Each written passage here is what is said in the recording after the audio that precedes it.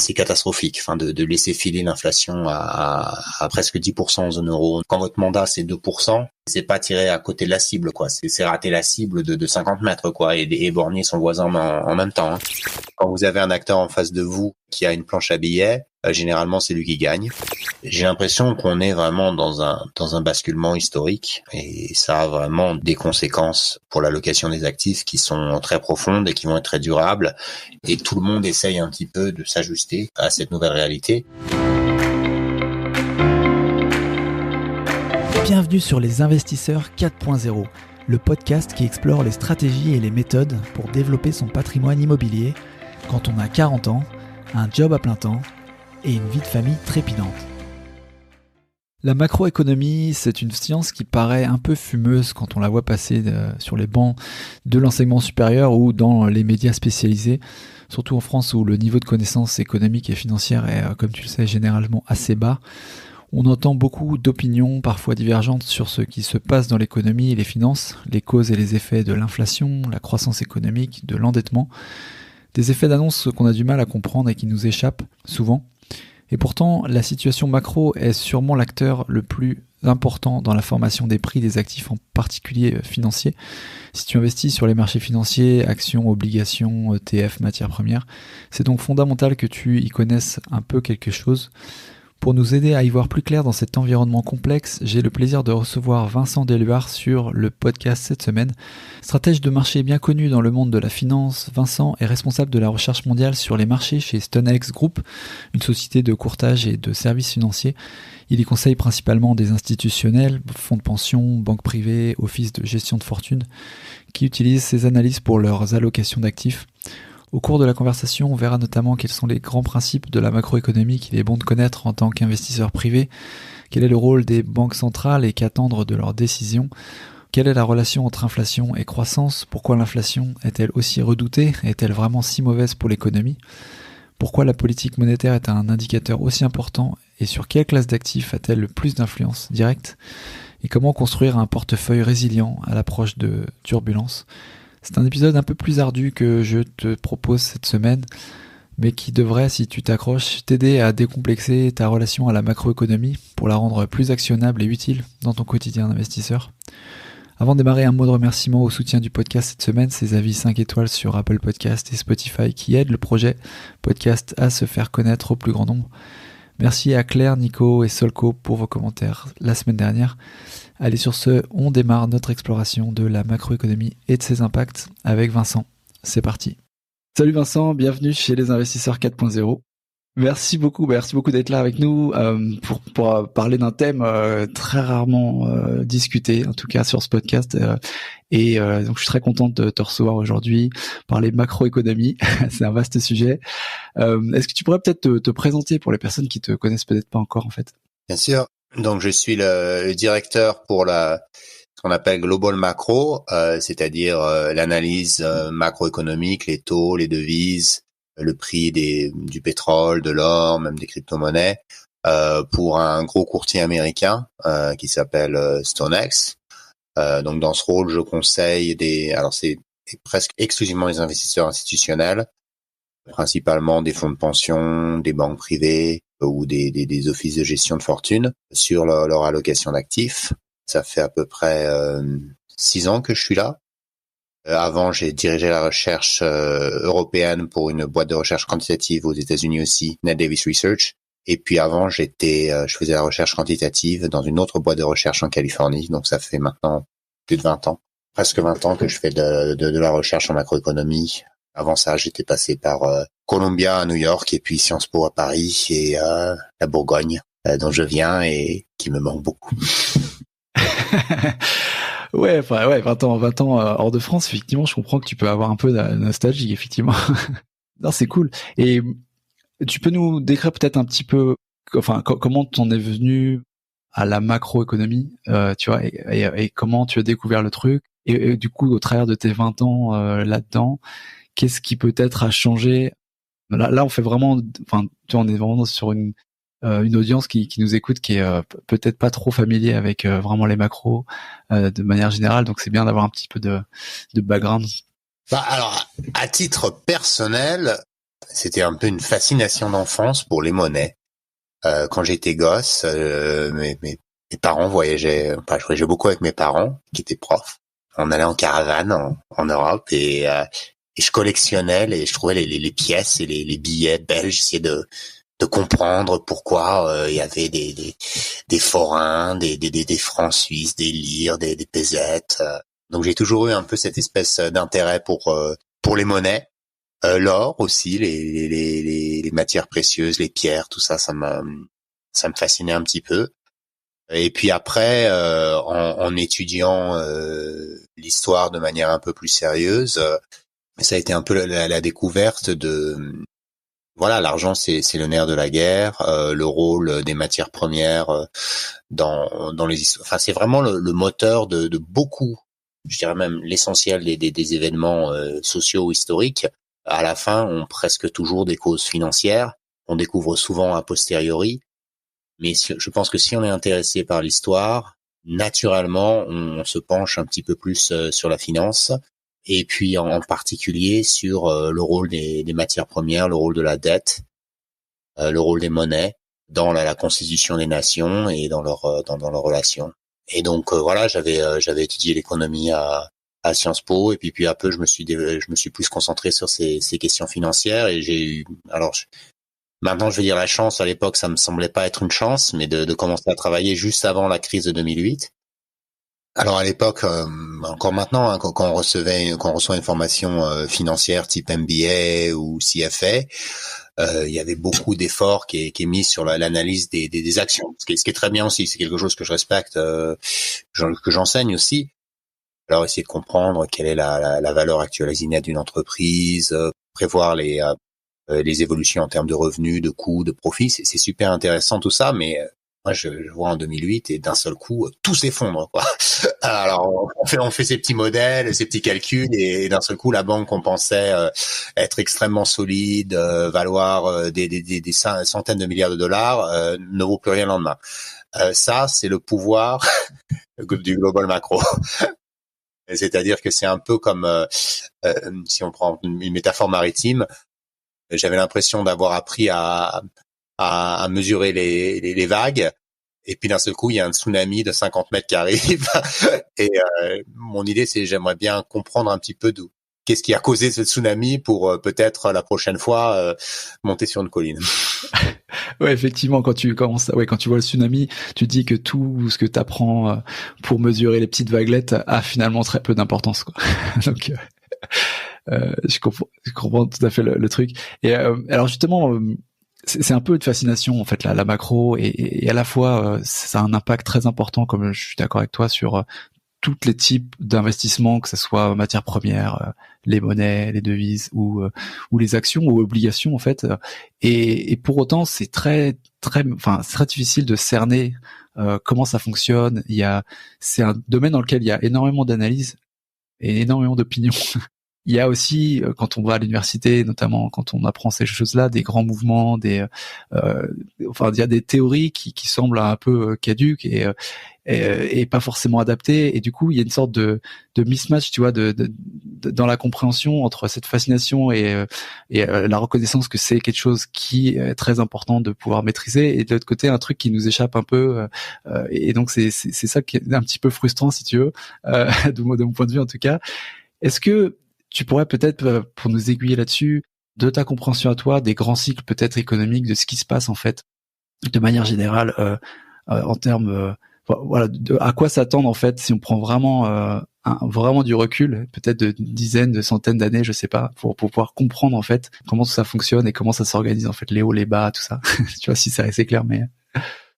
Voilà, d'abord, bon, comme tu le dis, c'est quelque chose qui n'obéit pas forcément à des lois mécaniques comme, je sais pas, les lois de la thermodynamique ou même d'autres aspects financiers qui peuvent être modélisés avec plus de précision, parce que bon, on est sur des phénomènes humains avec un problème qui, je crois, c'est Soros qui a en tout cas popularisé le nom, qui est le problème de la réflexivité.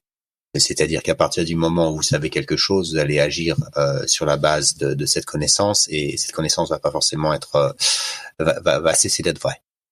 Et aussi les comportements créent leur propre réalité. Hein. On est quand même, à la fin, on est sur du crédit. Le mot latin c'est credo. Donc la valeur est principalement en tête. Si du jour au lendemain les investisseurs pensent que Silicon Valley Bank ou Crédit Suisse va faire défaut et qu'ils retirent en même temps tous leurs dépôts, en effet, Crédit Suisse ou Silicon Valley Bank va faire défaut. Et c'est un phénomène plus psychologique et qui est extrêmement difficile à prévoir. Il y a beaucoup de gens qui vont vous essayer d'analyser un petit peu des cycles, ou voire même de transposer des modèles. Hein. On a vu des modèles issus entre guillemets de sciences dures, essayer d'être appliqués au comportement macro à long terme, mais j'y crois pas forcément. Je pense que ça tient aussi encore une fois des facteurs psychologiques, enfin les mêmes facteurs qui faisaient que les Grecs allaient voir l'oracle de Delphi et où allaient ouvrir les entrailles des poulets pour y lire l'avenir ou jeter des os. Il y a toute une culture de la divination comme ça. On est assez peu. Enfin, l'esprit humain aime l'ordre, il aime la structure, il aime la logique et il est angoissé par l'incertitude. Bon, est-ce que ça veut dire qu'on peut rien prévoir? Non, mais je pense que ça veut dire qu'il faut quand même garder une forme d'humilité, se méfier des théories, surtout des choses qui sont plus proches de la numérologie ou les retracements de Fibonacci, l'analyse technique, les choses ça. Bon, souvent ça ne sert pas à grand-chose. Par contre, je pense qu'il y a quand même des formes de récurrence dans l'histoire. Alors évidemment, ça se répète exactement jamais de la même façon. Mais comprendre les cycles longs, notamment sur les questions de dette, de taux d'intérêt, comprendre qu'il y a des moments de transition, de basculement. Je pense qu'on est dans ce moment de basculement, peut-être d'un cycle d'une soixantaine d'années sur les taux. Ça peut servir en tout cas comme une forme de boussole, on va dire. Ça vous donne le cap général. Après, vous allez quand même faire face à des tempêtes en chemin. Ouais. Mais alors justement, en fait, est-ce qu'il y a des grands principes quand même qui fonctionnent en fait, des grands principes aujourd'hui qui fonctionnent de manière vraiment, encore une fois, empirique, enfin fonctionnelle et pas forcément théorique, et peut-être qui sont basés d'ailleurs sur des raisonnements qui sont de l'histoire, enfin qui ont été théorisés, mais quels sont les grands mécanismes qu'il faut peut-être avoir en tête quand on essaie de comprendre un petit peu l'image globale de ce qui se passe en macroéconomie? En général, une des règles qu'on donne comme ça, qu'on donne souvent, c'est de ne pas combattre les banques centrales. En tant qu'investisseur privé, vous avez des ressources qui sont limitées, même si vous êtes très très riche. Quand vous avez un acteur en face de vous qui a une planche à billets, généralement c'est lui qui gagne. De la même façon, par exemple, que il y a 10 ans, les banques centrales ont développé des politiques qu'on appelle de quantitative easing, d'achat d'actions. À l'époque, se battre contre la banque centrale, ça aurait été vendre à découvert, parier sur la baisse des actifs financiers. Donc, quand vous pariez sur la baisse et qu'en face de vous, vous avez quelqu'un qui a une planche à billets, vous perdez. À l'inverse, aujourd'hui, on est dans une situation complètement opposée. C'est-à-dire qu'on a des banques centrales qui essayent, qui n'y arrivent pas toujours, mais qui essayent de diminuer la taille de leur bilan et qui essayent de monter les taux. Donc, en tant qu'investisseur privé, vous allez faire face à, donc quand les taux d'intérêt montent, tout actif à la fin est la promesse. Un actif financier, c'est la promesse de recevoir quelque chose dans le futur. Des dividendes, des coupons, un principal, le mécanisme par lequel on valorise cette séquence de flux dans le futur, c'est un mécanisme d'actualisation. C'est-à-dire qu'on le met en argent d'aujourd'hui en utilisant un taux d'escompte. Quand ce taux monte, en général, la valeur des actifs baisse. Alors après, on peut dire que le taux ne va peut-être pas monter, mais quand vous avez des banques centrales qui vous disent que l'inflation est à 9% et qu'elles vont continuer à le faire, en général, je préfère ne pas lutter contre. Je pense que les investisseurs ne doivent pas lutter contre les banques centrales. Ouais, je pense que c'est effectivement assez plus sûr d'être de ce côté de la barrière. Est-ce que, ouais, alors c'est vrai que il semble y avoir un trio un petit peu, ou du moins un jeu entre la Fed, donc enfin banque centrale, les taux d'intérêt, l'inflation, et puis peut-être aussi un autre acteur qui est un peu dans le mix, c'est la croissance finalement. Et je comprends la dynamique tu me corriges si je me trompe, mais pour le moment, finalement, la Banque centrale, son rôle, c'est vraiment d'essayer de faire en sorte que on n'a pas des inflations qui excèdent parce qu'on veut pas être en hyperinflation. D'un autre côté, il faut pas non plus tuer la croissance ou rentrer en trop grosse dépression qui pourrait entraîner des chutes et puis la perte de crédibilité et puis que le système casse. Donc j'ai l'impression que c'est un petit peu entre-deux que joue la Banque centrale, mais est-ce que c'est simpliste de penser comme ça, ou est-ce que comment tu vois le truc? Non, c'est globalement c'est la base en tout cas du mandat des banques centrales. Donc aux États-Unis, on a ce qu'on appelle le double mandat. Donc ça, c'est dans le Federal Reserve Act de 1907. Enfin, ça a été rajouté après, mais enfin bon. Ça s'appelle quand même le Federal Reserve Act de 1907, qui donne comme responsabilité à la Banque centrale de maintenir un niveau de prix stable et un taux d'emploi élevé. En cas du traité de Maastricht, sous l'influence de la Bundesbank et principalement des Allemands, pour qui la mémoire de la grande inflation, de l'hyperinflation des années 20 était vraiment douloureuse, on a un mandat unique en théorie pour la Banque centrale qui est la stabilité des prix. Mais effectivement, toutes les banques centrales ont cette espèce de double mandat. D'un côté, assurer une stabilité des prix et souvent la stabilité il y a un mandat implicite derrière qui est la stabilité du système financier. Et puis essayer en effet d'avoir une croissance aussi forte que possible. Donc ça, c'est théorisé en macroéconomie par quelque chose qui s'appelle la courbe de Phillips, qui établit l'existence d'un arbitrage entre l'inflation et le taux de chômage. C'est-à-dire que si vous poussez l'économie trop fort, si vous stimulez, vous allez faire de la croissance, c'est sûr, mais à la fin vous allez manquer de pétrole, donc le prix du pétrole va monter, vous allez manquer de bras, donc le prix du travail va monter, le prix du salaire, et ça va créer une inflation dans l'économie.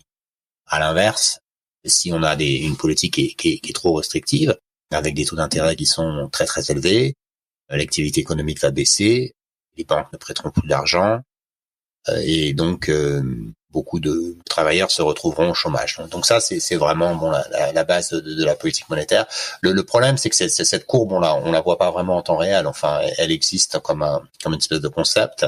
Et de temps en temps, les banques centrales se font surprendre et l'économie ne réagit pas comme elle le pense. Donc un exemple dans les années 70 où on a eu la courbe de Phillips a bougé. Et on a eu ce qu'on appelait la stagflation, c'est-à-dire une période de stagnation, d'inflation. Donc on a le pire des deux, quoi. On n'a pas la croissance et on a l'inflation en même temps. Je pense qu'il y a eu une même erreur qui s'est produite autour de Covid, où les banques centrales et les gouvernements, c'était le quoi qu'il en coûte, hein, ont traité le choc inflationniste comme quelque chose de court terme, en fait, quelque chose qui allait se résorber naturellement. Oui, quand l'inflation a commencé à repartir, quand on a ouvert l'économie, les banques centrales au début nous disaient que c'était transitoire. Je sais pas si vous vous souvenez, il y a une interview de Christine Lagarde qui parlait de chameaux, je crois, de tourner en dromadaire, parce que ça serait qu'une bosse. Parce que donc c'est une bosse en fait, l'inflation. C'est parce qu'on a rouvert l'économie, où il y a des petits problèmes dans les chaînes d'approvisionnement. Le pétrole est un peu trop cher maintenant, mais ça va rentrer dans l'ordre. Et rester calme. Et ça, c'était en gros la politique monétaire dans les années de 2021 jusqu'à très très tard, hein, pour la BCE, pour la Fed, c'est début 2022. Pour la BCE, c'est même quelques mois après, avant de se rendre compte que cette inflation, elle était pas juste, c'était pas la bosse du dromadaire, c'était autre chose, et que ça allait demander une politique de resserrement des taux. Donc ça, à l'échelle d'une banque centrale, ce qui s'est passé sur les 3 dernières années, c'est catastrophique. Enfin, de laisser filer l'inflation à presque 10% en zone euro. Quand votre mandat c'est 2%, c'est pas tiré à côté de la cible, quoi. C'est pas tiré dans le 10 au lieu du 100, quoi. C'est rater la cible de 50 mètres, quoi, et éborgner son voisin en même temps, hein. Donc là, on est en train de vivre les conséquences de ça. Et une fois de plus, je pense que c'était le résultat d'une erreur de jugement des banques centrales, de modèles qui étaient mal paramétrés. Et puis de changements dans l'économie qui ont été provoqués par quelque chose qu'on n'a jamais fait, hein. On a décidé de fermer l'économie entière, à quelques exceptions près, pendant plusieurs mois et de le réouvrir, il y avait très peu de précédents. Ouais. Tu peux rappeler peut-être, question bête peut-être, mais pour les gens qui savent pas, pourquoi c'est une menace, l'inflation forte, parce que il y a des bruits qui disent voilà, on peut vivre avec une inflation un peu plus élevée qu'on avait l'habitude, etc. Donc juste pour avoir du contexte, pourquoi c'est mauvais d'avoir de l'inflation dans l'économie? Alors, quand vous parliez de ces voix qui parlent d'avoir, j'en fais partie, hein, qui parlent. Voilà, c'est ça. Et du coup, on se dit, c'est pas si mal l'inflation, tu vois. Je fais partie des gens qui pensent qu'en effet, ils vont mieux avoir, enfin, à certaines périodes, d'accepter, de tolérer une inflation un peu plus élevée, peut complètement être défendue et que et qu'il y a une espèce de vache sacrée de la cible de l'inflation à 2% qui peut devenir un carcan, qui peut avoir des conséquences qui sont plus mauvaises que celles qu'on cherche à éviter. Donc ça c'est. Par contre, bon, je vais pas jusqu'à dire voilà, il faut être comme le Venezuela ou l'Argentine. Il y a un moment où évidemment l'inflation est extrêmement destructrice. C'est d'ailleurs c'est l'origine un petit peu des banques centrales, c'est d'éviter. Avant la régulation se faisait par l'ancrage d'une monnaie sur l'or. L'inflation de manière très prosaïque, c'est trop d'argent, pas assez de choses. Si on ancre la valeur de la monnaie sur quelque chose de rare, ça peut être l'or, ça peut être le diamant, ça peut être le bitcoin, enfin le blockchain si vous voulez, enfin peu importe, mais quelque chose dont la croissance est limitée, vous allez avoir l'idée c'est en gros qu'il faut que la masse monétaire croisse à peu près à la même vitesse que le produit économique, le produit intérieur, et comme ça permet la stabilité du prix. Si la masse monétaire croît beaucoup trop vite, on va avoir des conséquences comme ce qui a pu se passer en Allemagne dans les années 20, ce qui a pu se passer en Europe de l'Est après l'effondrement du bloc soviétique, ou ce qui se passe au Venezuela, en Argentine, c'est-à-dire des prix qui augmentent très très vite, et c'est extrêmement néfaste pour l'activité économique parce que ça fait que déjà on peut pas épargner parce que l'épargne perd sa valeur de manière quasi immédiate. Il est très difficile de faire des plans même à moyen terme, hein, si vous avez pas vous êtes un fournisseur du Venezuela, on vous dit je vais vous payer 1000 bolivars si on est du Venezuela dans un mois, bon c'est possible que 1000 bolivars ça va plus rien. Donc vous n'allez pas entrer dans un contrat à terme, donc il va y avoir plein d'activités économiques, vous n'allez absolument pas investir parce que vous savez pas ce que ça vaudra. Donc l'économie ne tourne pas, et puis malheureusement très souvent c'est une façon pour certaines personnes qui sont connectées de s'enrichir. On voit au Venezuela, en Argentine, enfin les gens qui ont accès à des devises fortes, qui ont la possibilité de sortir du système et d'y rentrer, s'enrichissent au détriment de la population. Je crois que c'était Ronald Reagan qui disait l'inflation is a thief in the night, un voleur dans la nuit. C'est une forme de taxe en fait sur la population par lequel exactement comme une taxe. Vous pensez que vous avez quelque chose et en fait ce que vous avez perd sa valeur, et vous, à moins d'avoir accès à de l'or ou des choses comme ça, vous ne pouvez pas vous en protéger.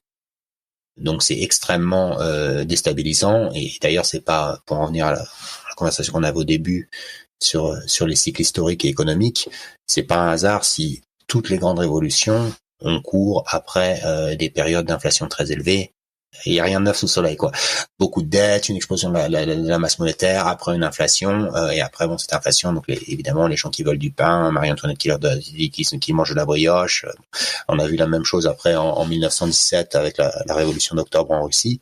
Donc c'est pour ça que ou en Allemagne, donc où le régime nazi apparaît en réponse à l'hyperinflation de la République de Weimar. Donc les gouvernements ont un intérêt à éviter l'hyperinflation. Alors après, voilà, est-ce que ça veut dire qu'on doit avoir 2% d'inflation comme ce qui est la norme aujourd'hui? Pas forcément. Moi j'aurais tendance à dire qu'on peut aller jusqu'à 3, 4, ça dépend des fois. Des fois 2 c'est trop. Par exemple sur les 10 dernières années, on a vu au Japon, ça fait 30 ans qu'ils essayent d'arriver à 2%, ils n'y arrivent pas. Il y a des périodes où l'économie se déflate naturellement, d'autres où elle se réinflate, si vous voulez. Et le but du jeu, c'est pas forcément de mettre un carcan à 2, c'est d'éviter les excès dans un sens comme dans l'autre, où bon, trop de déflation, ça peut être mauvais. Ça a été une des causes de la Grande Dépression aux États-Unis, par exemple, et en même temps trop d'inflation. Mais le 2 est un chiffre qui finalement est sorti de nulle part. Hein, si vous en faites l'archéologie, c'est pas dans les traités. Hein, comme je disais, le Federal Reserve Act dit stabilité des prix. Stabilité des prix, si vous êtes un peu basique comme moi, vous comprenez 0, pas 2. C'est pas dans le traité de Maastricht. C'était dans les années 80. Il y avait un peu une espèce de crise inflationniste en Nouvelle-Zélande. Et donc, on a fait venir un économiste de la Banque centrale sur la télé néo-zélandaise, et on lui a posé, quel est le bon niveau, et le type, un peu pris de court, il répond 2%. Pourquoi 2%? C'est pas trop bas. Voilà. Et peu à peu, ça a été adopté par la Banque centrale canadienne, je crois, puis la Banque d'Angleterre, et finalement, je crois en 2012, Ben Bernanke, le président de la Fed, l'a adopté, mais c'est pas quelque chose qui a une validité juridique.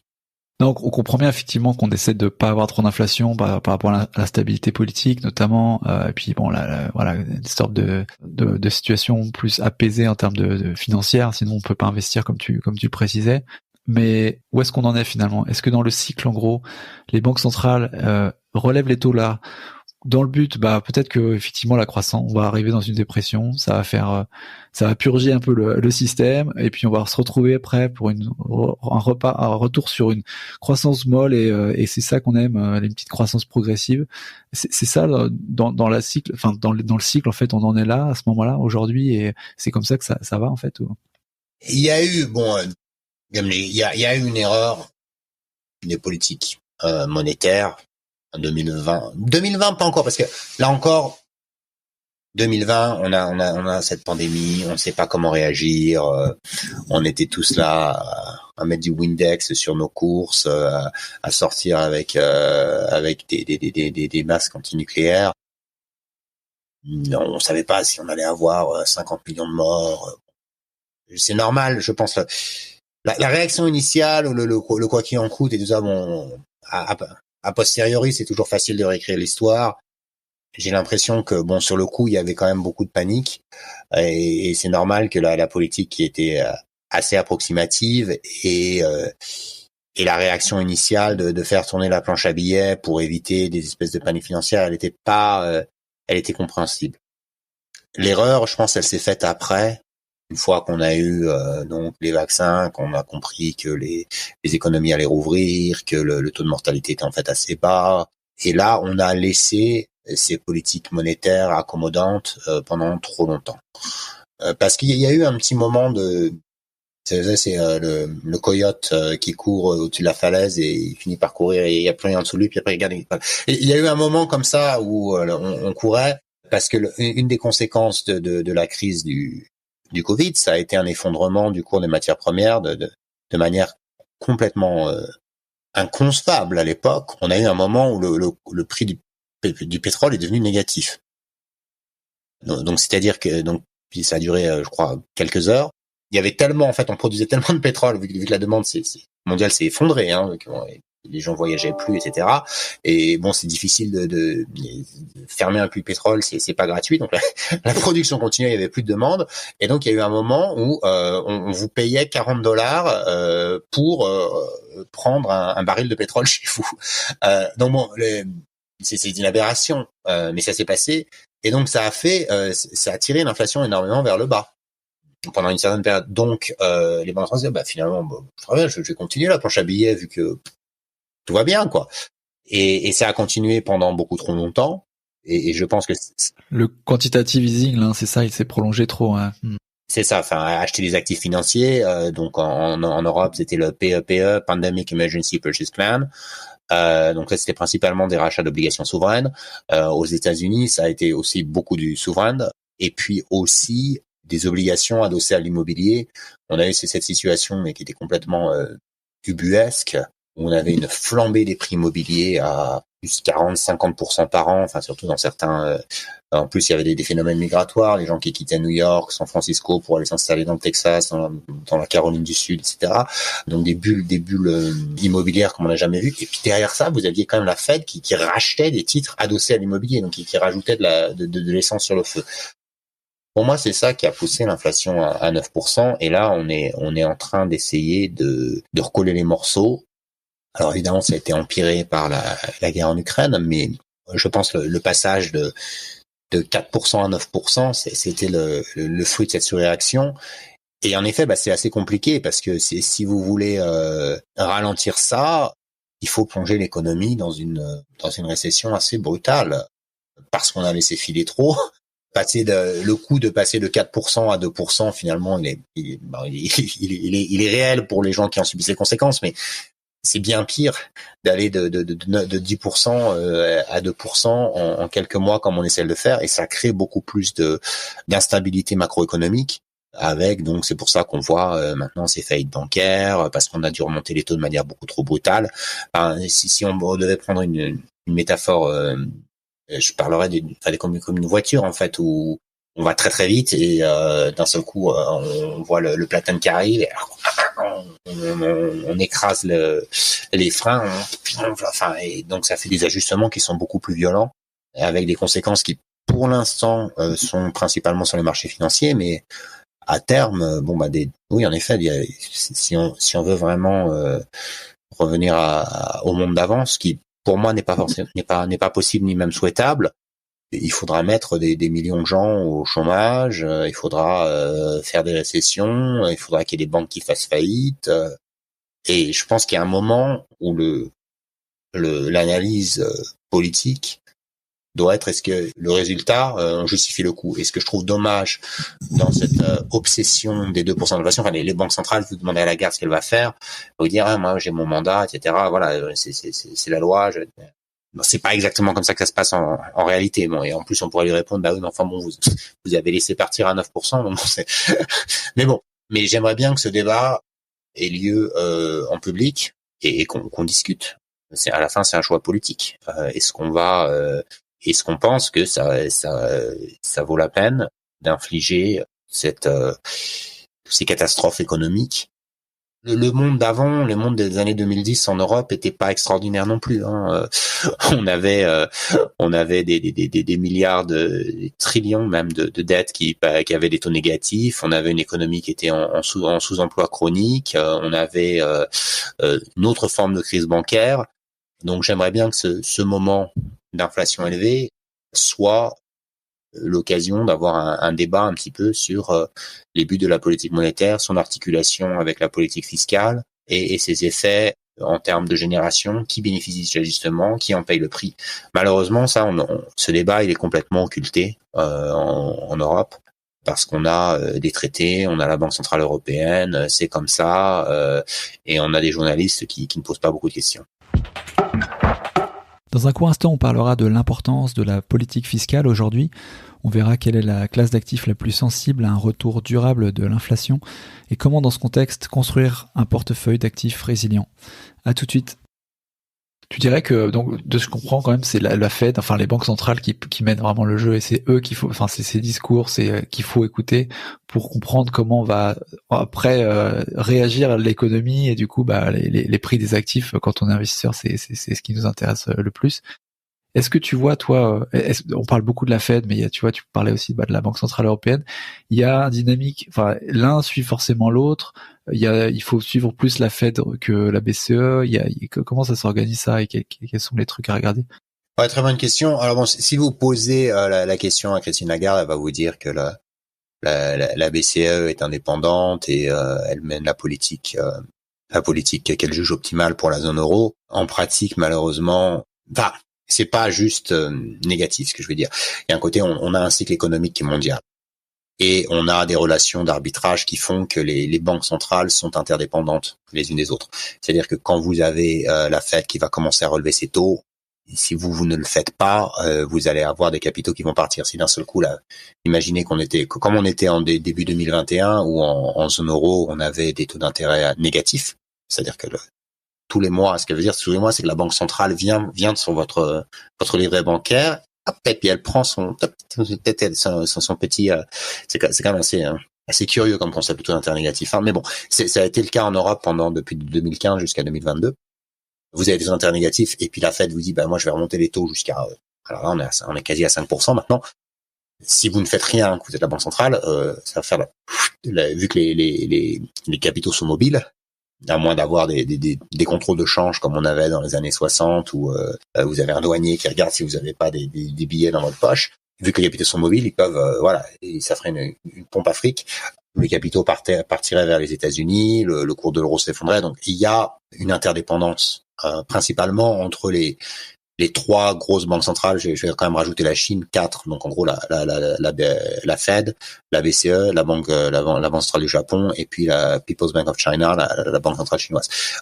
L'économie et les marchés de capitaux sont globalisés, donc les actions de l'une ont des impacts sur l'autre. Je dirais qu'en plus de ça, en Europe, il y a quand même une espèce d'inféodation intellectuelle à ce que va faire la Fed. Et si vous regardez la politique de la Banque centrale européenne, ça suit beaucoup ce que fait la Fed avec quelques mois de différence. Enfin, au début de la remontée des taux, l'Europe est souvent en retard sur le cycle parce que on est un peu une économie périphérique maintenant. Donc on a tendance aussi on a un poids de l'État qui est un peu plus élevé, du gouvernement, donc qui stabilise pas mal de choses par rapport à des économies qui sont plus ouvertes aux marées financières. Donc au début du cycle de relèvement, la Banque centrale européenne avait dit non, mais en Europe on va pas le faire, ça vient. 2 mois après, ils vont le faire.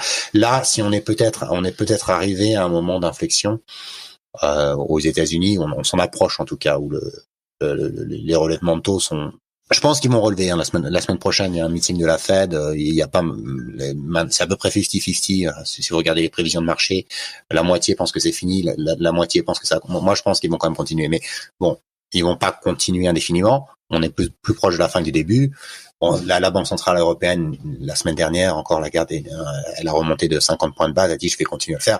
Il y a toujours ce retard. Et à la fin, la Banque centrale européenne finit quand même assez souvent par suivre la Fed. Et quand elle en dévie, c'est souvent à ses dépens. Donc c'était Trichet, le banquier central européen français, qui a été très notoire pour remonter au pire moment et baisser au pire moment. Puis alors après, un mois après, il faisait demi-tour. Ça fait partie malheureusement du folklore européen. D'accord. Ok, bah. Est-ce qu'il y a que d'autres indicateurs aussi que les discours de la Fed et les mouvements de la Fed sur les taux qui sont aussi très importants à avoir en tête pour comprendre comment va non seulement être impacté l'inflation, la possiblement arrivée d'une dépression, enfin d'une récession, ou d'autres peut-être choses aussi qui peuvent être intéressantes, comme par exemple la formation de bulles sur certains secteurs qui peuvent avancer. C'est très bien que c'est très destructeur aussi ce genre d'événements. C'est quoi les indicateurs peut-être avancés qui sont les plus intéressants pour toi à suivre? Moi, j'ai beaucoup parlé là des politiques monétaires parce que pour des investisseurs, pour les actifs financiers, c'est vraiment le canal le plus important. J'en reviens à ce qu'on disait au début, tout actif est une promesse en futur. Plus ce futur est lointain, plus le taux d'escompte à laquelle que vous utilisez pour actualiser a un impact énorme sur la valeur de l'actif. Donc c'est vraiment, si vous voulez, c'est comme la marée, quoi. C'est pour le prix des actifs, c'est vraiment ce qui détermine. Enfin, si vous avez une obligation à 30 ans, une des règles, c'est donc c'est un concept de duration. C'est-à-dire que pour chaque % de changement dans le taux d'escompte, vous allez avoir 30 fois l'effet sur le prix. Donc si la Banque centrale augmente ses taux de 1%, vous allez perdre 30%. Et c'est d'ailleurs la raison pour laquelle on a la crise en ce moment à Silicon Valley Bank ou même à Crédit Suisse, c'est ça. C'est que au bilan, l'actif de ces banques, il y avait des obligations à long terme, et donc on est passé en gros de 0% à 5% de taux. Si vous avez en moyenne, on va dire, les 10 ans de duration, vous perdez 50%. Pour les aspects financiers de valorisation, c'est vraiment ce qui est le plus important. Pour l'économie, j'ai tendance à penser que c'est plutôt les politiques fiscales qui importent plus que les politiques monétaires. Et j'ai l'impression qu'on est passé d'une période où on s'appuyait exclusivement sur la politique monétaire. Et c'est une des raisons pour laquelle la croissance a été si faible pendant les années 2010, parce qu'on a complètement négligé l'outil fiscal, on l'a même castré avec les traités, les règles de 3%, la culture de l'austérité, et on s'est reposé exclusivement sur Mario Draghi pour ressortir de la crise souveraine européenne, et c'est pas un très très bon instrument On a vu énormément d'effets sur le prix des actifs à la hausse. Donc, on a créé des bulles sur les obligations souveraines, sur l'immobilier, etc. Mais assez peu d'effets finalement sur la croissance qui est restée très très médiocre. Si vous êtes plus intéressé par la croissance, par l'activité économique réelle, je pense qu'il faut faire plus attention à la politique fiscale. Et ça a été encore une des conclusions de la crise du Covid, c'est que ça a été un retour non souhaité, mais non prévu, mais des politiques fiscales, comme peut-être dans les années 70 avant le mouvement d'indépendance des banques centrales, de primauté des politiques monétaires. On est revenu à l'ancienne époque, c'est-à-dire où le gouvernement disait allez, je vais dépenser, je vais faire ça, je vais faire des ponts, je vais faire des barrages, ou je vais envoyer des chèques pour que les gens regardent Netflix à la maison, et puis la banque centrale suivra. Et donc là, en effet, on a eu l'impact beaucoup plus fort. Ça a beaucoup surpris les gens, parce que ça fait presque 40 ans qu'on faisait plus de politique fiscale réelle. Tant l'inflation que la croissance réelle ont énormément augmenté à cause de ces politiques fiscales. Ouais, c'est la dépense publique, hein, comme tu disais, d'investissement pour l'économie, les infrastructures, tout ça, quoi. Qui doit finalement s'accompagner, j'imagine, ouais, ça doit être un peu une jambe et puis l'autre, quoi. La côté politique monétaire, politique fiscale, ça doit être un peu équilibré. C'est ça. Et dans les années 70, il y avait ce concept de fiscal dominance, la dominance des politiques fiscales sur la politique monétaire, où en gros le secrétaire du Trésor américain appelait le patron de la Fed et dit OK, là je vais dépenser X milliards pour la guerre du Vietnam, tu me crédites ça sur mon compte. Enfin, c'est comme ça que les États se finançaient avant les réformes des années 80. Le circuit du Trésor en France, l'État avait un compte à la Banque de France, et la Banque de France mettait l'argent quoi quand on lui demandait. Et donc ça, c'était la période de fiscal dominance. On a eu la révolution monétariste dans les années 70 avec Milton Friedman qui dit non, c'est très inflationnaire ces choses-là. Ce qu'il faut, c'est contrôler l'offre de monnaie. Il faut des banques centrales indépendantes avec un mandat unique. Enfin, tout ça, c'est l'héritage idéologique de la BCE et des institutions européennes. Donc on est passé, je dirais, de l'autre extrême où tout retomposait sur les banques centrales. Et ça, on l'a vu dans la crise des dettes souveraines. C'est-à-dire que plutôt que de se tourner vers les États, bon, qu'est-ce qu'on peut faire? La croissance est en train de s'effondrer. On a tout fait reposer sur Draghi. Un proverbe aux États-Unis qui dit de donner un marteau à un enfant et tout aura l'air d'un clou. C'était pareil que si vous utilisez exclusivement un seul outil, je suis pas là pour blâmer Draghi, mais il a utilisé le seul outil qu'il avait. Et malheureusement, ça a eu certaines conséquences, formation de bulles, et c'était pas le meilleur outil pour répondre à la crise. Et quand tu dis du coup que tous les actifs financiers sont vraiment régis finalement que par une chose, enfin principalement vraiment, c'est sur ces politiques monétaires, actions, obligations, matières, tout compris, hein, tout confondu, tu dirais en fait finalement, il n'y a pas vraiment de différenciant d'une classe d'actifs à une autre quand on est sur ces zones, ce niveau d'influence et d'impact qu'a la politique monétaire. Tu tires le trait très fort, mais oui, c'est un peu l'esprit de mon observation, c'est-à-dire que l'effet le plus direct, c'est sur les obligations. Parce qu'une obligation, il y a vraiment que ça. Une obligation, c'est une promesse de donner de l'argent. Voilà, c'est ça. Une obligation, c'est je te donnerai 100 € dans 10 ans. Donc, si ma signature est bonne, si j'ai pas de risque de crédit, je suis un État souverain, la seule chose qui influe, c'est le taux d'escompte à laquelle vous allez actualiser ce flux. Alors après, si vous n'êtes pas un acteur dont la signature n'est pas parfaite, il peut y avoir quelque chose par-dessus qui s'appelle une prime de risque. Si Vincent, je sais pas trop, un peu bizarre et tout, sa promesse à 100, je vais prendre 80, mais avec quelqu'un qui est un peu mieux, je veux bien lui faire pour 90. Donc ça fait une différence avec une prime de risque. Mais en dehors de cette prime de risque, tout ce qu'il y a sur des obligations, c'est les taux d'intérêt. Les actions, vous rajoutez un petit peu quelque chose qui est l'espoir de la croissance. Donc une action, c'est pourquoi est-ce qu'une action a de la valeur? C'est parce que vous escomptez qu'à un moment ou un autre, même peut-être qu'elle paye déjà les dividendes, peut-être qu'elle en paye pas, mais qu'elle en paiera, ou vous escomptez que les profits futurs de l'entreprise vous seront reversés sous la forme de dividendes, et puis qu'à la fin, vous allez pouvoir le vendre à quelqu'un qui l'achètera, pareil, parce qu'il pense recevoir des dividendes un jour ou un autre. Donc là, maintenant, il y a deux choses qu'il faut mesurer, et c'est un petit peu plus difficile. Il y a ce flux de dividendes qui va venir, donc il faut d'abord en estimer la taille. Donc ça, c'est tous les modèles d'évaluation des actifs financiers, etc. Donc taux d'escompte, etc. Et donc là, c'est là où vous devez essayer un peu de comprendre est-ce que c'est Apple ou Samsung, est-ce que c'est Amazon ou Walmart, où est-ce que les gens vont plus acheter, où est-ce que les marges vont être plus fortes. Enfin, c'est le métier d'analyste financier, mais il reste quand même l'autre partie qui est le taux d'escompte à laquelle vous allez ramener, actualiser ces cash flows futurs, qui est dirigé par le taux d'intérêt. Pour les matières premières, il y a un peu des deux. C'est-à-dire, à la base, c'est l'offre et la demande. Voilà, si un jour vous produisez, je sais pas, du nickel, 50 000 tonnes de nickel, et puis vous vous trompez, en fait, la demande mondiale, c'est que 40 000 tonnes, vous allez vous retrouver avec 10 000 tonnes de nickel sur les bras, et donc il va bien falloir les vendre à quelqu'un, parce que vous n'allez pas ou alors vous devez les garder, mais bon, et si vous les vendez, ça va faire baisser les prix. Mais même le cours des matières premières est très très fortement influencé par les politiques monétaires, parce que les décisions des agents d'investir, ça va dépendre aussi des politiques monétaires, ça va dépendre aussi, par exemple, si vous une valeur comme l'or, est-ce que vous allez utiliser de l'or pour votre épargne?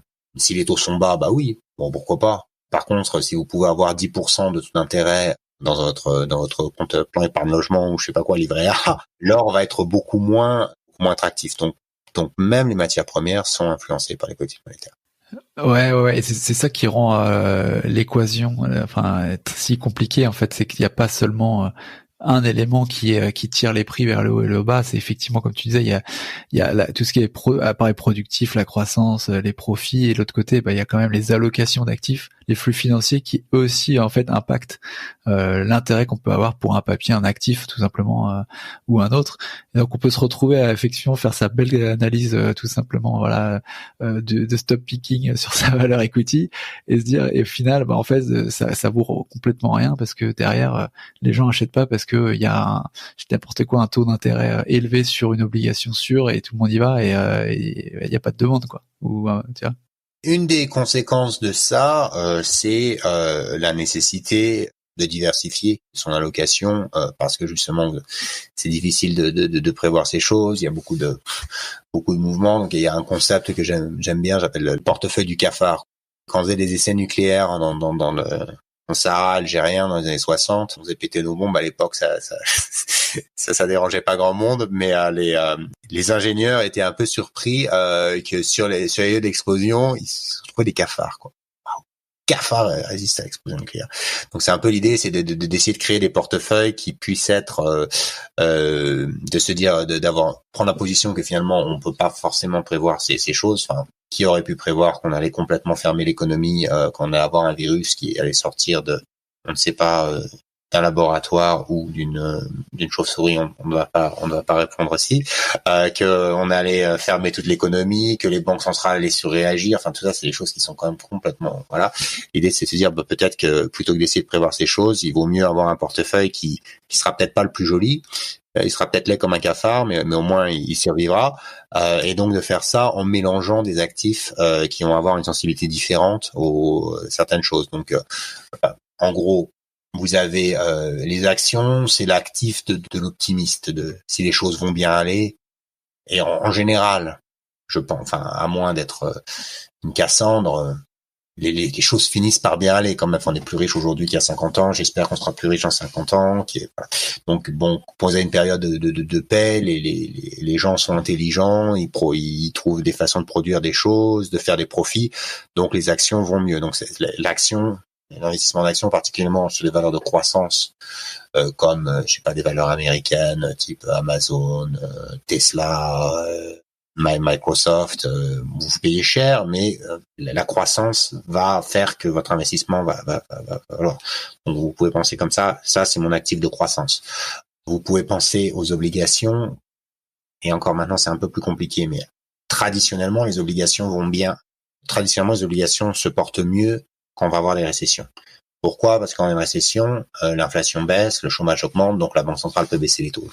La difficulté, c'est qu'on peut pas le faire aujourd'hui, justement parce qu'on se prend l'inflation. Mais à part aujourd'hui, en général, les obligations vont mieux en période de récession. Donc, vous allez dire, ok, je vais mettre un quart en actions, un quart en obligation, ou un tiers, je sais pas quoi, enfin, en obligation. Comme ça, l'un et l'autre, ça va un peu se balancer. Je considère aussi que le cash, juste de garder des liquidités, ça donne une optionnalité. Si vous gardez des liquidités, ça fait que s'il y a quelque chose qui casse, vous pourrez l'acheter vraiment pas cher. Et puis ça stabilise. Alors le cash est un très mauvais investissement long terme parce que ça se fait manger un tout petit peu par l'inflation chaque fois, mais ça vous donne de la flexibilité. Et quand les taux d'intérêt montent, ce qui est le cas aujourd'hui, c'est un peu la seule chose qui marche.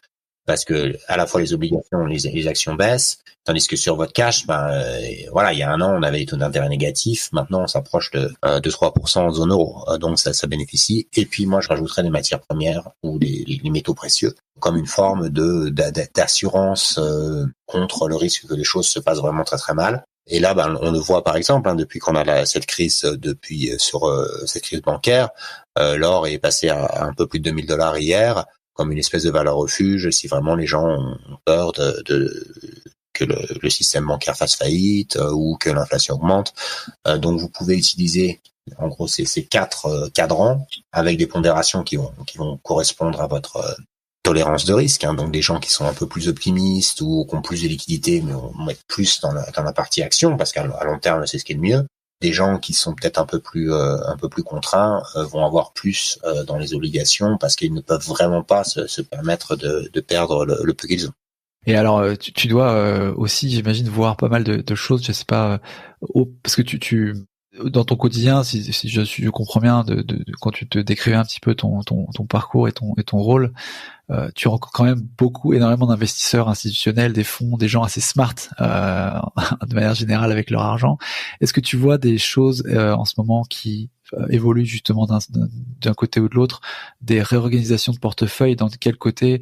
Et je pense notamment, il y avait un petit peu ce modèle des 60-40 et c'est qu'il y avait aucun intérêt contre les obligations, enfin avec les taux très bas qu'il y avait, mais peut-être qu'on va y revenir. C'est quoi vers quoi en fait les gens les plus smart s'orientent actuellement? J'ai l'impression qu'on est vraiment dans un basculement historique qui est caractérisé par le retour de l'inflation et ça a vraiment des conséquences pour l'allocation des actifs qui sont très profondes et qui vont être très durables et tout le monde essaye un petit peu de s'ajuster à cette nouvelle réalité. Pour le 60-40, il bénéficiait en fait de la période antérieure où il y avait peu d'inflation. Enfin, on est arrivé à un moment où c'est vrai que les taux étaient tellement bas que surtout en Europe, on a l'impression que le 40, ils avaient plus rien, vu que souvent on payait même des taux négatifs, mais ça a été un peu l'extrême. Mais en général, avant, l'ennemi des obligations, c'est l'inflation. Parce que quand on dit une obligation, c'est une promesse de vous donner 100 dans 10 ans. Donc, si vous avez 1% d'inflation, en gros, votre 100, il va avoir 90. Donc, bon, si vous l'achetez à 85, vous êtes bon, quoi. Par contre, si vous plantez sur l'inflation et que d'un coup, il y a à la place de 1% d'inflation en 10 ans, on a 5% d'inflation en 10 ans, il va vous rester moins de la moitié, vous vous êtes fait avoir. Tandis que pour les actions, c'est un peu moins clair parce que les actions, d'abord, quand vous achetez une action, vous avez quand même, en théorie, une part une part du capital d'une entreprise. Donc en théorie, vous avez l'idée c'est que si jamais on devait vendre l'entreprise, la casser en petits morceaux, on paierait d'abord les détenteurs d'obligations, on paierait les fournisseurs et puis ce qui reste, donc vous avez quand même quand vous achetez du LVMH, en théorie, vous avez une petite partie de la boutique des Champs-Élysées qui vous reviendrait. Donc il y a quand même une relation à un actif réel. Donc s'il y avait de l'inflation, etc., en théorie, la boutique des Champs-Élysées, faudrait plus. Et puis vous avez aussi, de manière plus importante, la valeur, elle vient des dividendes qui seraient payés. Donc si vous avez de l'inflation, ça veut dire que tout va monter, y compris les profits. Donc les obligations sont un petit peu mieux en période d'inflation que les obligations. Mais ce qui est génial quand vous avez de la déflation ou de l'inflation faible, ce qu'on avait depuis 40 ans, en gros, depuis le début des années 80, c'est que vos obligations et vos actions bougent en sens contraire. C'est un peu ce que j'expliquais tout à l'heure. C'est-à-dire que quand les choses vont bien, vos actions montent. Voilà, c'est la première bulle Internet, la deuxième, voilà, tout le monde est optimiste, allez, on veut acheter. Alors à l'époque, c'était Nokia, Orange, Cisco aux États-Unis, Yahoo, voilà. Et puis au contraire, quand tout se casse la gueule, comme en 2008, là, tout le monde veut acheter des obligations souveraines. Donc votre portefeuille, il est équilibré naturellement. Donc si vous le pondérez bien, en gros, vous n'allez jamais perdre plus de 5% par année. Donc ça, c'est ce qui est en train d'être cassé. Parce qu'on est arrivé à des intérêts qui étaient objectivement trop bas. C'est-à-dire, quand vous avez des taux d'intérêt négatifs, vous pouvez vraiment pas gagner d'argent, quoi. Enfin, les gens faisaient ça, hein. En Allemagne, on donnait de l'argent, même en France, hein. J'ai eu des taux d'intérêt qui sont négatifs jusqu'à 5 ans. Enfin, quand vous connaissez comment Bercy est géré, de dire, direction du Trésor à Bercy, voilà 100 euros, s'il te plaît, rends-moi 97 dans 5 ans. Il est impossible de gagner de l'argent avec ça. Et puis, en plus de ça, vous rajoutez de l'inflation qui fait que les taux augmentent. Donc ça fait que vos obligations et vos actions maintenant bougent dans le même sens. Et ça, c'est vraiment un problème pour les gérants. Le principal problème pour les gérants, c'est de remplacer ceux qui sont comme moi convaincus que cette inflation, elle est structurelle, elle va pas revenir à 2%. Il faut remplacer ces 40 avec autre chose. Et la question, c'est qu'est-ce que c'est cette autre chose? Il n'y a pas de classe d'actifs qui est suffisamment grosse, liquide, qui soit le candidat objectif pour bénéficier. Donc, on tatouille. On essaye certaines choses. Alors, il y a des gens qui vont dire ça va être de la crypto-monnaie. Bon, pourquoi pas. D'autres qui vont dire ça va être les matières premières. D'autres qui vont dire ça va être l'or. D'autres qui vont dire ça va être des types d'actions un petit peu différents. Peut-être des actions de pays émergents, des actions qui ont plus de valeur immédiate. Et je pense que la conversation au sein des institutionnels avec un horizon de très long terme, comme des fonds de pension, c'est ça. Avant, je réfléchissais pas vraiment. Je suivais, puis j'avais envie de parler 60-40, paf, paf, paf, et puis je pouvais aller jouer au golf à 2 heures de l'après-midi. Maintenant, c'est beaucoup plus compliqué. Non, c'est sûr, non, mais ça sera jamais blanc ou noir et tout ce qui est modèle en général, c'est quand même, enfin, c'est bien pour, j'ai l'impression pour la réflexion un petit peu et le jugement, mais c'est jamais ou très rarement un bon signe, enfin, à appliquer à la lettre, quoi. Ça serait trop simple. Et justement, dans cette veine-là, en fait, est-ce que tu vois parce que l'intérêt justement de conversations comme celle qu'on est en train d'avoir et des podcasts et d'informations en continu et de la recherche que tu produis notamment et autres, c'est quand même d'être mieux informé, de comprendre les choses. Est-ce que tu sens qu'il y a un mouvement vers plus de compréhension du public à large, en fait, au large, plutôt que s'en remettre à son gestionnaire de fortune, gérant de portefeuille? Est-ce que tu sens qu'il y a une dynamique aussi qui s'organise de ce point de vue-là et qui fait que on peut être smart avec son argent propre? Ou est-ce que il faut justement essayer d'éviter d'être smart avec son argent propre et pas faire n'importe quoi, et peut-être juste comprendre mais s'en remettre aux gens qui sont qualifiés, quoi. Ah, il y a beaucoup de choses dans votre question qui sont intéressantes. Alors, je crois que tu as commencé en disant avec les podcasts et la démocratisation de l'information. Est-ce que ça, oui, je pense vraiment, ça c'est quelque chose que moi j'ai vu et qui est vraiment indéniablement positif. C'est qu'on a une espèce de démocratisation du savoir. C'est pas sans rappeler un petit peu la révolution protestante, Gutenberg qui imprime la Bible, et puis après les gens qui commencent à se dire mais en fait mais pourquoi est-ce que je vais à l'église, qui découvre les scandales des indulgences de Saint-Pierre de Rome et qui dit finalement je peux lire, je peux avoir une relation directe avec Dieu, enfin, sans passer par le prêtre. J'ai l'impression que c'est la même chose et c'est fantastique. En général, je pense que les gens sont les mieux placés pour prendre des décisions propres. Il y a beaucoup moins de conflits d'intérêts. Plus on a de liberté dans le système, si elle est accompagnée de responsabilité, c'est-à-dire que vous subissez les conséquences des actions que vous prenez, à la fin, plus le système sera robuste et marchera pour tout le monde. Donc j'encourage vraiment les gens à s'informer. Il y a des ressources fantastiques sur YouTube, Twitter. Moi, je suis pas sur TikTok, mais apparemment il y a des gens qui mettent des choses sur TikTok. Et vraiment, bon, il y a évidemment beaucoup de charlatans, hein, mais il y a aussi beaucoup de gens de très grande qualité qui prennent le temps. Voilà, comme le podcast qu'on fait en ce moment. Hein. Personne n'est payé ici, mais de partager des ressources qui avant étaient un peu l'apanage de gens d'un petit milieu.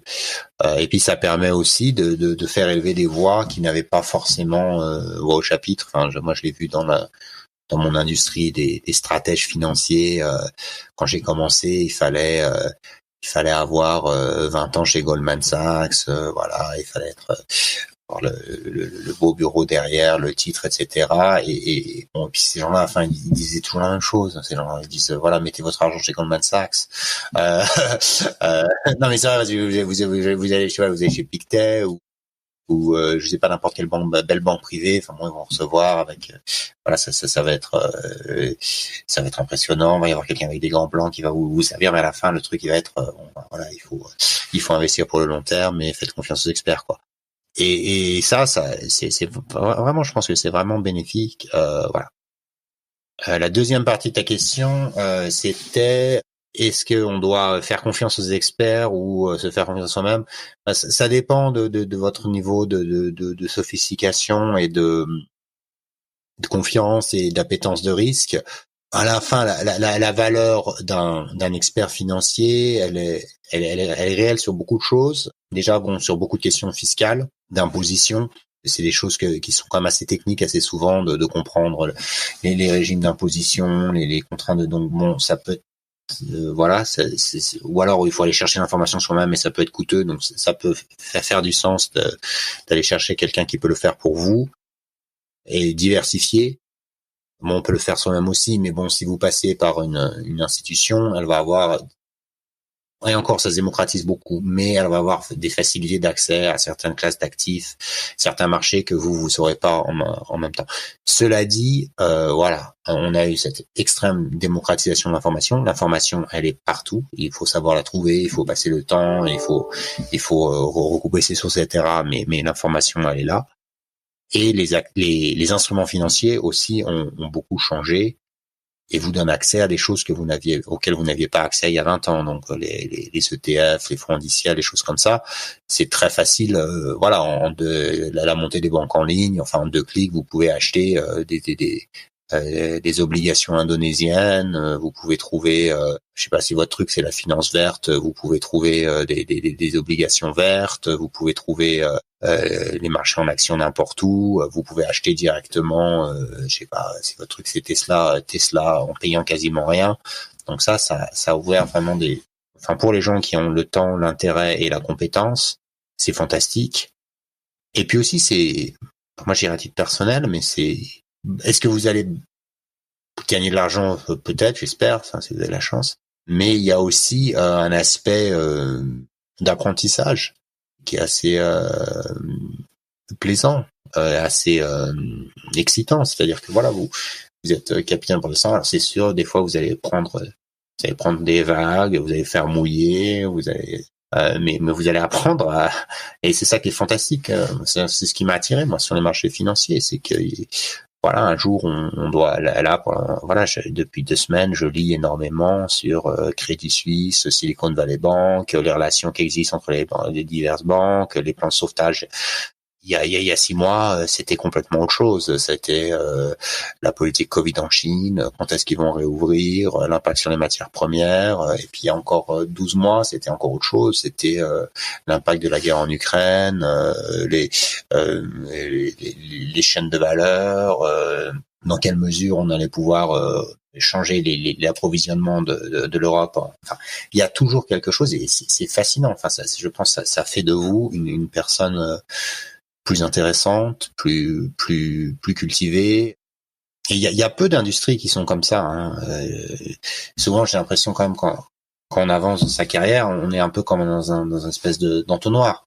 C'est-à-dire on connaît une chose de mieux en mieux, mais à mesure qu'on continue d'avancer, les murs se rétrécissent et on devient un spécialiste de tout petits trucs. Avec la gestion de portefeuille, c'est quasi l'inverse. C'est-à-dire on est constamment poussé à regarder des choses qu'on ne connaissait pas. Alors évidemment, ça veut dire on va faire des erreurs au début, mais voilà, si l'erreur elle est vécue comme le prix de la connaissance, on peut la voir comme porter ses cicatrices avec fierté, quoi. C'est top. En termes de ressources, justement, est-ce qu'il y a des ressources ou des gens, de personnalités, des gens à suivre, à part peut-être Jim Cramer, qui est pas le bon exemple, pour comprendre un peu les choses. Justement, tu parlais de chaînes YouTube ou peut-être s'il y a des bonnes ressources pour pouvoir indiquer aussi aux auditeurs qui veulent peut-être avancer plus loin dans ce dont on vient de parler. Moi, j'utilise beaucoup Twitter. Finalement, tout le monde est sur Twitter. Tout le monde déteste Twitter, mais tout le monde est dessus. Et en général, quand même, sur la conversation en macroéconomie, c'est quand même beaucoup plus des comptes américains ou en anglais. Je pense que c'est important de pouvoir bien lire l'anglais. Mais vous savez, le hashtag c'est FinTweet, FINTWIT. Bon, il y a à peu près une cinquantaine de personnes qui ont beaucoup de qui ont beaucoup de followers et qui publient des contenus de qualité. Vous allez retrouver sur des podcasts. En termes de podcasts que j'aime bien, je les ai fait d'ailleurs, Macro Voices, vont faire venir beaucoup de gens qui vont parler ces sujets de politique monétaire, etc. Odd Lots, qui est par un journaliste à Bloomberg, Joe Wiesenthal, Market Huddle, de Canadiens qui font, c'est assez long, c'est plus de 2 heures, mais encore une fois, le podcast est bien, et là on le voit même dans une conversation. Enfin, moi quand j'ai commencé ma carrière, j'avais commencé sur, c'était Bloomberg, CNBC, je me souvenais toujours de cette espèce de vide absolu, quoi. C'est-à-dire quand vous arrivez dans le studio, on vous maquille comme une prostituée qui va aller travailler, quoi. La lumière dans tous les sens, et puis alors vous avez 45 secondes. Pendant ces 45 secondes, la journaliste qui vous interroge, en fait, elle ne vous regarde pas, elle est en train de préparer son prochain truc. Vous êtes vraiment là pour meubler le temps entre deux publicités pour typiquement, comme c'est des chaînes financières, c'est plutôt pour des hommes, donc c'est pour des produits pour faire pousser les cheveux ou pour lutter contre l'impuissance masculine. Alors que sur un podcast, vous êtes 2 heures ou 1 heure ou je sais pas quoi, avec quelqu'un qui connaît son sujet, qui a préparé. On peut aller beaucoup plus dans les conversations. Ouais, j'en ai mentionné 3. C'est pas mal de commencer, je pense, par là. Écoutez des podcasts, abonnez-vous à des chaînes YouTube. Méfiez-vous aussi c'est toujours la même chose, se méfier des charlatans qui vous disent voilà, il y a qu'une seule façon de le faire, ça c'est quelque chose qui est sûr. Non, il y a rien qui est sûr. Malheureusement, une des conséquences de cette démocratisation dont on parlait, ça a été l'explosion des influenceurs, et puis bon, il y a quand même beaucoup surtout dans les crypto-monnaies, ce qui est dommage, hein, parce que l'idée des crypto-monnaies, elle est belle. Je pense qu'il y a quelque chose, il y a la technologie derrière, il y a, en tout cas, dans ces créateurs, une certaine vision de la monnaie, de la dette, de l'avenir qui est belle, mais il y a beaucoup de charlatans qui sont souvent aussi avec des conflits d'intérêts, dont on a découvert ça. Je pense qu'à mesure que ces bulles éclatent, on découvre que les motifs des gens qui en faisaient la promotion n'étaient pas désintéressés. Ouais, aussi noble que celle de Satoshi Nakamoto. Voilà. Ouais, non, complètement. Non, c'est cool. Franchement, merci d'avoir du coup contribué à apporter de ces ressources. Encore une fois, comme tu le dis, moi je suis un fervent défenseur du podcast aussi. On a un canal direct en fait entre ce que toi tu fais au quotidien, tes réflexions, et puis les personnes qui vont nous écouter. Donc c'est vraiment incroyable aussi. Enfin, je trouve que c'est le plus underrated canal de médias que je trouve. C'est vraiment cool. Est-ce qu'il y a un canal principal où les gens peuvent peut-être te retrouver s'ils veulent prendre contact avec toi en fait? Moi principalement c'est Twitter. Je suis pas extraordinairement c'est parce que ça peut devenir une drogue, hein. À un moment, il faut aussi savoir d'abord faire son travail. Mon travail principal, c'est d'écrire des notes de recherche, de voyager, de rencontrer des investisseurs. Donc Twitter, bon ça. Après, j'ai ma famille. Twitter, souvent ça. Je devrais poster plus, mais bon, malgré ça, j'ai quand même un bon following. Est-ce que j'essaie quand je mets quelque chose, j'essaie de mettre quelque chose d'intelligent, pas juste tweeter pour tweeter. Mon handle, c'est @Vincent, VINCENT, DELUARD. Super, Vincent, merci encore beaucoup pour son temps, pour ta participation et ton partage ici, c'était vraiment cool. Je sais pas ce que je peux te souhaiter, c'est quoi tes prochains projets du coup? Mon prochain projet, c'est d'avoir 40 ans, donc je pense que j'y arriverai, c'est dans pas très longtemps. Très beau projet. Excellent, ouais, excellent projet. Moi, j'y suis passé il y a quelques années. Ouais, good luck. Mais on en parlait un peu en off. Tes enfants sont déjà un peu plus grands. Moi, les miens sont. Enfin, j'ai fait un peu la totale. 40 ans plus les enfants à bas âge. Je crois que j'en ai pris un peu trop. Bon, mais tu as l'air de t'en sortir. Tu prends le temps de produire des contenus de qualité. De ce que je vois, tu n'as pas laissé ça, donc tout va bien. Bravo, bon courage. Merci beaucoup, Vincent. À très bientôt. Merci encore. Salut. Voilà, c'est tout pour aujourd'hui. J'espère que cet épisode t'a plu et faites-toi un investisseur un peu mieux informé. Si c'est le cas, n'hésite pas à partager ce podcast avec ton entourage et à lui mettre une évaluation 5 étoiles sur Apple Podcasts ou Podchaser. Ça permet de le faire monter dans les classements et de me donner la motivation pour t'offrir toujours le meilleur contenu. Voilà, merci beaucoup encore pour ton soutien et une très bonne fin de semaine à toi. Ciao.